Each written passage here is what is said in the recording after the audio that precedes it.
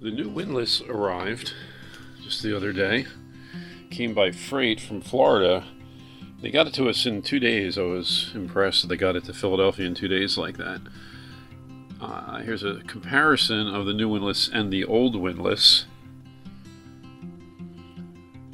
It seems a little bit lighter. I think the gearbox may be slightly smaller. I'm not sure because the motor was lost by UPS.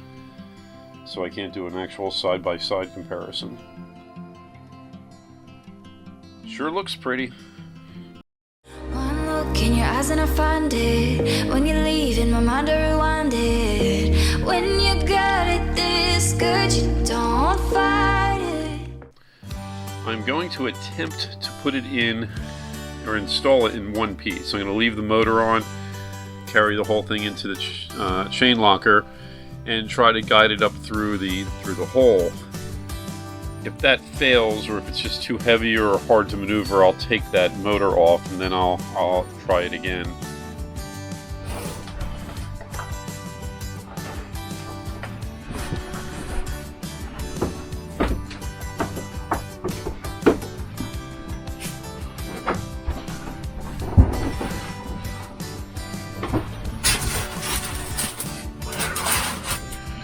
Okay, time for a break.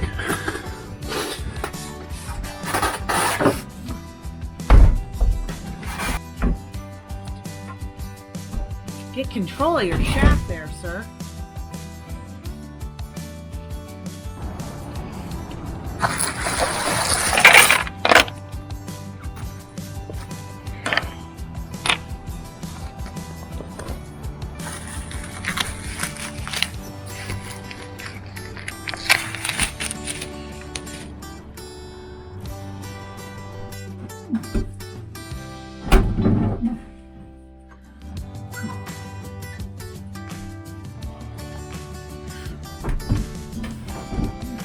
In the hole, that's good.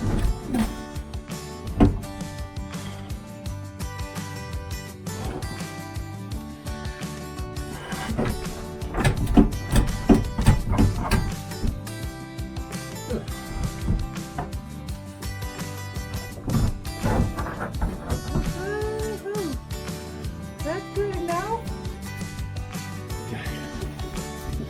Let me see how it's lined up. Okay. It's like there. That's not bad. Are you down there? Okay. It's not bad.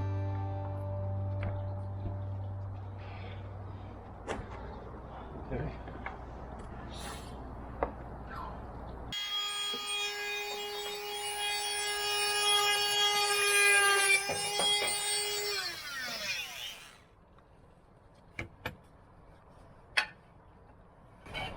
So your idea is to what?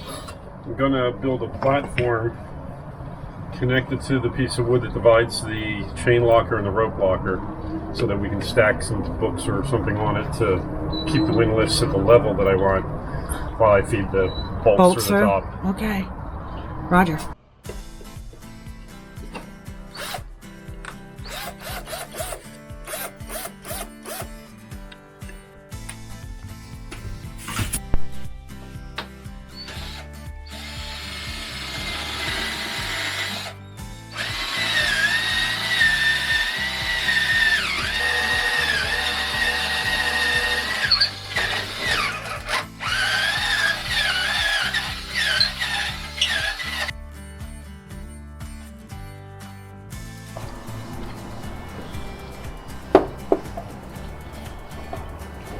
Do they line up? Oh, that looks good. I mean, it's going through. Yep. That's the reason for the marker lineup. Yeah, that's where the skin was handy dandy. It was almost like a pattern. Yeah, template. Okay. I think it's a job for you though. What? We need to get this all cleaned. It's got a, I think 4200 on it. Okay. So we just need to clean that up and then maybe sand it down and get it ready to rebed. Okay.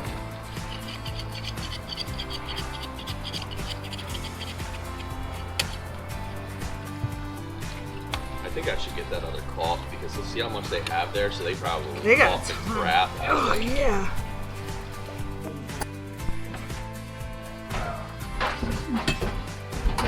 Okay, Beth, you can rest it now. Rest it for a second. You can let it let it down a little. It's on a little ledge right now, so. Okay, give me some books, please. What do you have? Okay. Here. Oh, you want the fat book first, I guess. Okay, here. I'm gonna need you more. Sure. It's a good time to read as any other.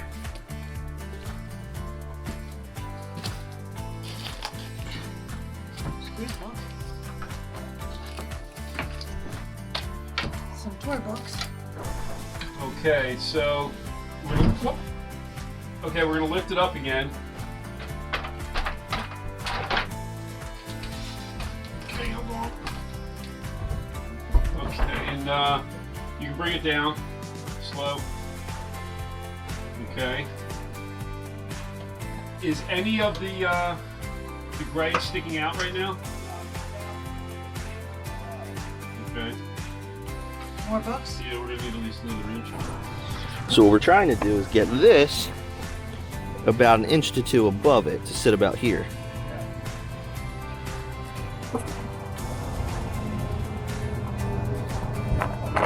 I'm just talking to your viewers. In that.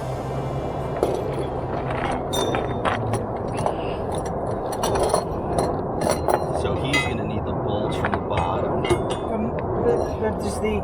Yeah.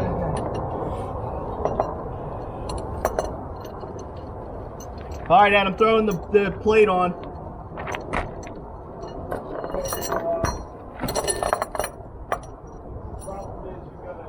I'm only about a ½ inch above the opening.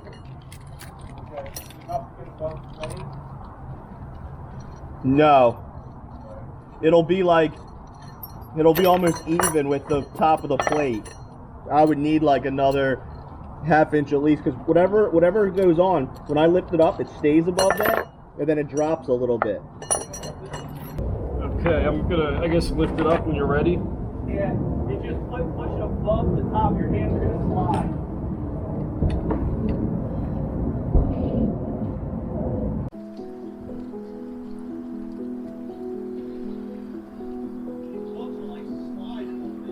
Yeah, I know.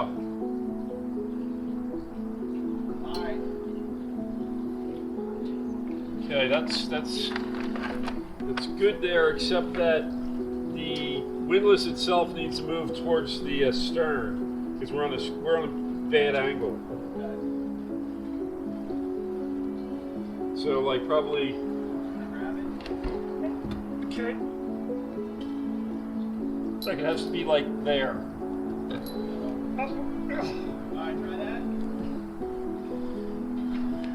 That's pretty good. Okay, that's not bad. Yeah.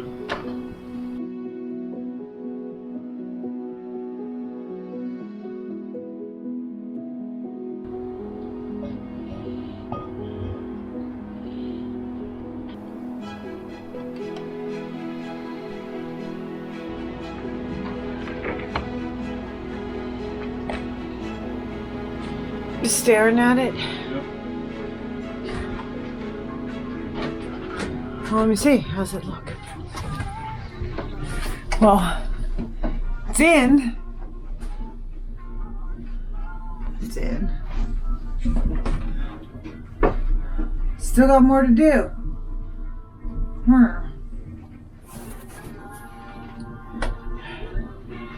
That was easy. Yeah, easy for you. Dude, I was doing my own thing. But it went well. It went as expected. It went up and in easier than I expected, but lining the bolts up was harder than I expected. Because it's like the plates didn't match or the skin moved. Yeah, I think when I put the skin up, it wasn't exactly in the right spot. So when I drilled the holes, they were off by maybe a 1/16 of an inch. And that was enough that all I had to do was wring the holes out, make them a little bigger, and then drop the bolts through. So not a big deal, but I had to take it up and down a couple of times. I do got to tell you, your brass shaft looks really cool. Yeah.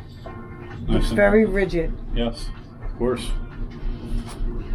Okay, well, I had to cut my installation of the windlass a little bit short because I ran into a problem. The problem I ran into were the spacers that I had made. 2 of them were perfect, 2 were really close, and 2 were too far away. And I figured out what my problem is. I put together, kind of reassembled the original spacer that was on the boat when I took the windlass off. What I did not notice was that on this end, where I had measured originally, it was 2.5 inches. And over on this end, the wood itself was about 3 inches, and the spacer took it up another 1/2 inch, 3/4 of an inch. So there was like an inch difference between the 2 sides. I didn't know that. I just thought it was going to be a spacer, and I didn't even realize how big that spacer was. I guess I was more focused over here. So the spacers I put on this side were perfectly fine. But the spacers I took to put on this side were too short by a good 3/4 of an inch, almost an inch. Now I did not want to shim that, so I decided to put pause my installation, come back with the 2 spacers, and I'm going to laminate another piece of Kusa right on top of those to make them 3.5 inches. I may need to sand them down a little bit at the marina, we'll see when I get there, but I feel much more comfortable having a nice solid spacer like this instead of trying to put shims in. In fact, I don't know why they didn't do that originally. If they took the time to cut this wooden circle 2.5 inches up to 3.5 inches, why didn't they just go up to 4 inches or whatever it needed to be? Why stop there and throw a bunch of shims in? It seems like they got lazy and they should have went back and recut the circle. Anyway, that's what I'm trying not to do, be lazy and throw shims in. I'm trying to make my spacers the right size. Now, having said that, if I have 2 on this side that are 2.5 inches and on this side it's 3.5 inches, obviously the ones on the side are not going to be perfect, and I am going to have to put some sort of shims in there. It might be a weekend delay in getting the windlass in, but I'm going to feel much more comfortable having done it this way. So let's get going again. Just when you thought I was done mixing resin in videos, I'm mixing resin again.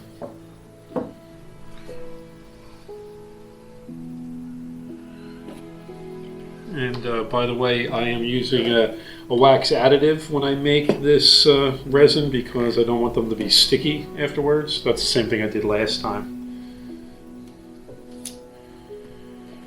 What basically a wax additive does is it'll take your laminating resin and turn it into a finishing resin.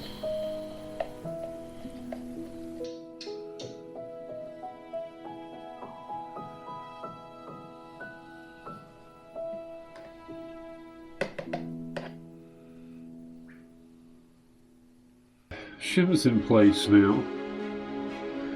The bolts are tightened, except for this one right here, which I don't know, it's stripped at the top end.